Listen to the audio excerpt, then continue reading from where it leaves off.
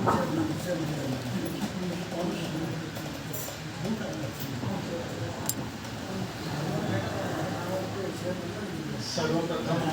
कविवर्य सुरेश भट यांना विनम्र अभिवादन.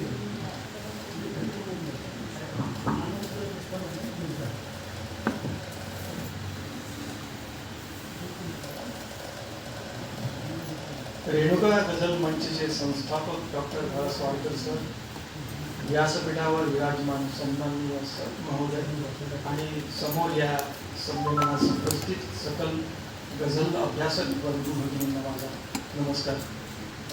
मी प्रामुख्याने गद्य कविता लिहितो.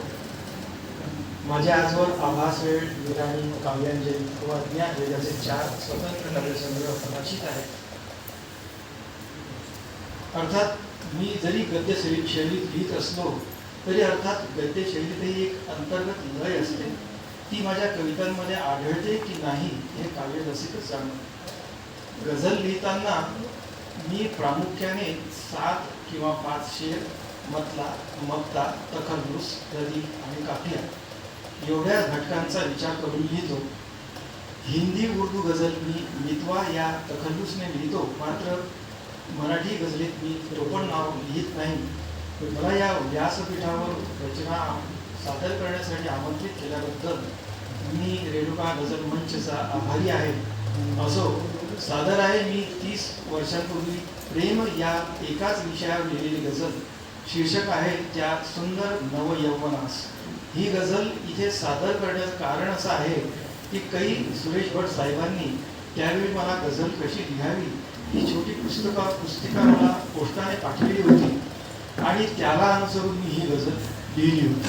सादर आहे गझल त्या सुंदर यौवनास. ही माझ्या आभास वेळास लिहिली आहे. अगोदर एक शेर सादर करतो आणि त्यानंतर एक मराठी गझल सुद्धा, हिंदी गझल सुद्धा सादर करतो. कुणी म्हणाले असे लिहा, कुणी म्हणाले तसे लिहा, मी कधी वृत्तात ना मात्रात बांधली माझी गझल. जरी मला ते मान्य आहे, वृत्तात असलीच पाहिजे. मी कधी वृत्तात ना मात्रात बांधली माझी गझल, आले कितीही यातनांचे प्रहार चालत अंगावर, आयुष्याची वाटचाल मी करतो आहे मजल दर मजल.